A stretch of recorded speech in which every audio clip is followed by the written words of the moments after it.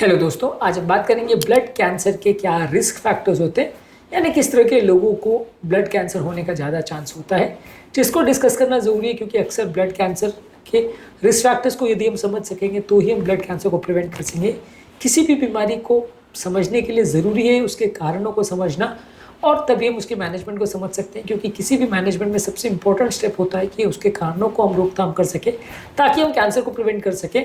ज़्यादातर कैंसर के केस में एक बार अगर कैंसर हो गया तब तो उसको ज़्यादातर ठीक कर पाना बहुत ही मुश्किल होता है। अगर हम पहले से ही रोकथाम कर सकें तो काफ़ी पेशेंट्स को बचाया जा सकता है। इसलिए आज हम बात करेंगे कैंसर के रिस्क फैक्टर्स पर।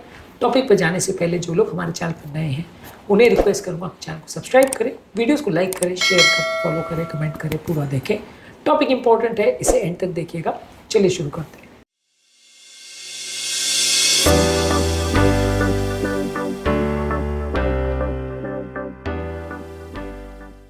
सबसे पहले अगर किसी व्यक्ति की कोई फैमिली हिस्ट्री है ब्लड कैंसर की तो उसको होने का चांस ज़्यादा है।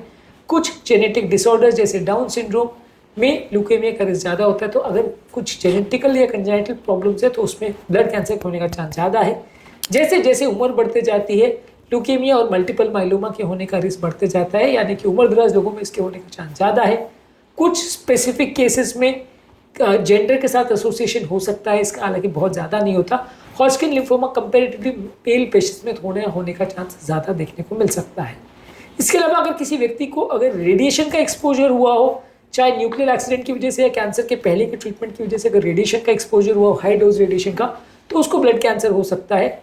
कोई व्यक्ति को अगर बेंजीन का एक्सपोजर हुआ हो, जैसे सिगरेट स्मोकिंग करता है बहुत ज़्यादा या इस तरह के इंडस्ट्रीज में काम करता है जहाँ बेंजीन का प्रयोग होता है, तो वहाँ पे भी ब्लड कैंसर के होने का चांस थोड़ा ज़्यादा रहता है। कोई व्यक्ति की अगर इम्यूनिटी कॉम्प्रोमाइज़ है, यानी बीमारी से प्रतिरोधक क्षमता उसकी खराब है, जैसे व्यक्ति को HIV एड्स है जहाँ कीटाणु से लड़ने की क्षमता चली जाती है। इसके अलावा कोई ऑटो इम्यून डिजीज़ है जहाँ में बॉडी में खुद के खिलाफ एंटीबॉडीज बन जाते हैं और खुद के ही एंटीबॉडीज खुद को डिस्ट्रॉय करने लग जाते हैं, या कोई व्यक्ति का अगर पहले कोई ऑर्गन ट्रांसप्लांटेशन हुआ है जिसके लिए उसको कीटाणुनाशक दवा या इम्यूनोसप्रेशन दवा या इम्यूनिटी को कम करने वाली दवाओं की जरूरत पड़ती है, तो ऐसे लोगों में भी ब्लड कैंसर होने का चांस बढ़ जाता है क्योंकि कैंसर करने वाले तत्वों को हटाने का काम या उनसे बचाने का काम ये इम्यूनिटी करती है। जब इम्यूनिटी कॉम्प्रोमाइज हो जाती है तो कैंसर करने वाले तत्व शरीर में खुला घूमने लगते हैं और शरीर को डैमेज करते हैं, ब्लड को डैमेज करते हैं, म्यूटेशंस करते हैं, जिससे कि कैंसर होने का चांस बढ़ जाता है। क्रॉनिक इन्फेक्शन जैसे एप्स्टीन बार वायरस के केसेस में भी कुछ लोगों को लिम्फोमा हो सकता है। अगर कोई व्यक्ति बहुत ज़्यादा स्मोकिंग करता है तो उसको केस में कुछ हद तक ल्यूकेमिया होता है। इसके अलावा व्यक्ति का अगर वजन बहुत ज़्यादा हो जाता है तो ओबेसिटी कुछ हद तक मल्टीपल माइलोमा के साथ एसोसिएटेड है। अगर कोई व्यक्ति बहुत लंबे समय तक पेस्टिसाइड्स और हर्बिसाइड्स का अगर उसको एक्सपोजर हो रहा है, पेस्टिसाइड से अगर उसका सामना हो रहा है और किसी खेत में वो छिड़कने का काम करता है, या मान लीजिए किसी फैक्ट्री में काम करता है जहाँ पेस्टिसाइड बहुत ज़्यादा बनते हैं या इस तरह के केमिकल्स का प्रयोग होता है, या वो इस तरह का खाद्य पदार्थ को लंबे समय तक खाता है जिसमें पेस्टिसाइड्स बहुत ज़्यादा छिड़काव हो रहा है, तो उससे ब्लड कैंसर का चांस होता है। आज के डेट में क्योंकि पेस्टिसाइड्स का प्रयोग इतना ज़्यादा बढ़ गया है, कॉमन आदमी भी कैंसर का चांस बहुत ज़्यादा बढ़ गया है क्योंकि ये पेस्टिसाइड्स या हर्बिसाइड्स केमिकल जो है आपके ब्लड में सिग्निफिकेंट म्यूटेशंस कर सकते हैं, डैमेज कर सकते हैं, जिससे कैंसर होने का चांस बढ़ जाता है।